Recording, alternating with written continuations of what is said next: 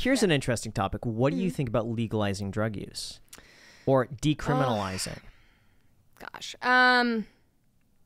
It's a really, really hard subject because I have this like personal, emotional like tie to it. And so my gut reaction is like, I don't want anybody doing that. I don't want any family to have to go through what we did.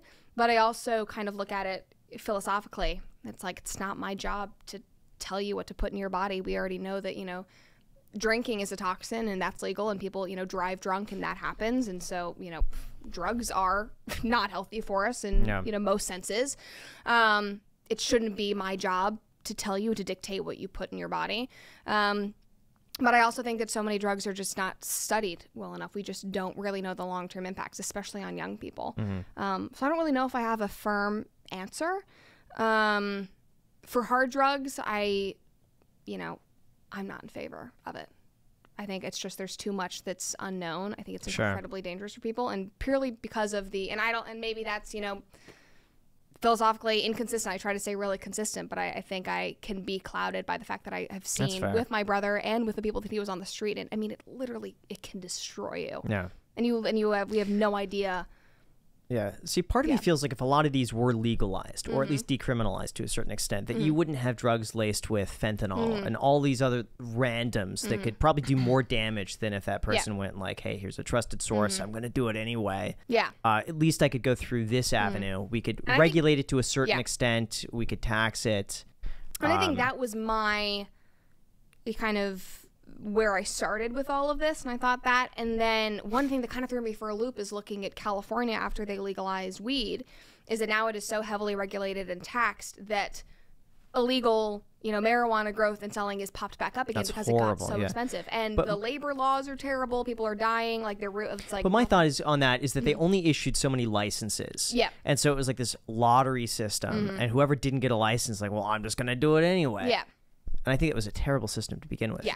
And seeing actually how they steal water now from the state, and they do them illegally, and they take water away from fighting fires is nuts to me. Yeah. But that shows me that there's a huge market for it, and they may as well embrace it. People are going to do it anyway. More people, you know, make it easier for people who want to get into that to do it properly. And I think that's where it goes back to culture, where it's, you know, if we talk to young people who think that, you know, drugs are harmless and that sort of thing, it's like, okay, that's objectively a lie.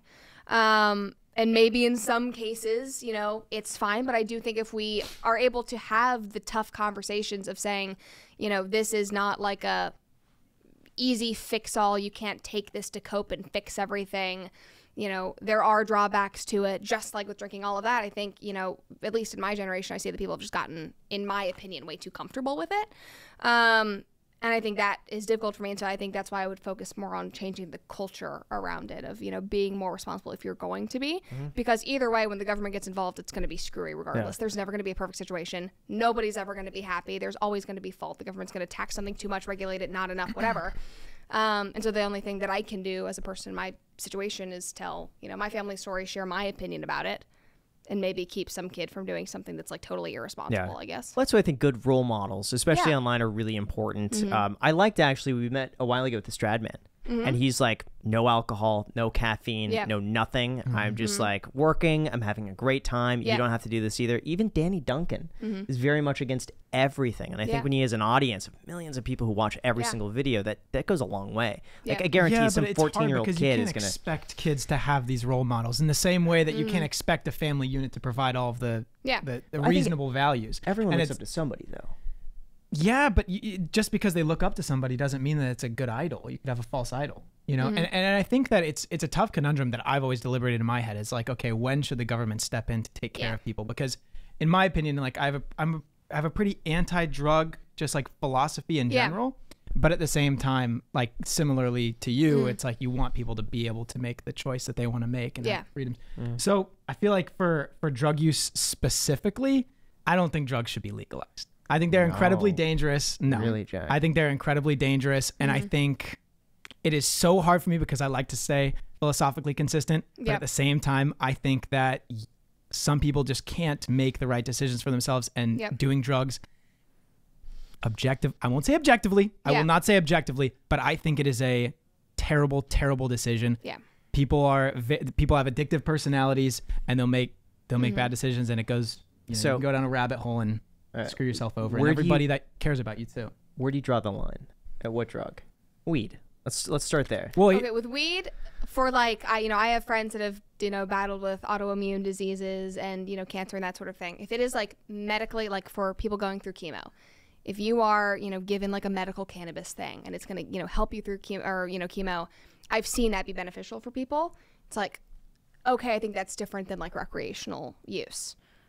But I would say like that's probably where So you would say draw the line on my comfort level. That's where you draw the line. So you both would draw the line. I would say medical marijuana would be fine. Really? Yes. Yeah. I think honestly, even recreational marijuana, I'm like, well, here's the thing. I don't think it's like super damaging, but the thing is, it becomes a lifestyle, and that's the part where it becomes damaging. It's like if you want to do it for a little escape, but at the same time, it's like.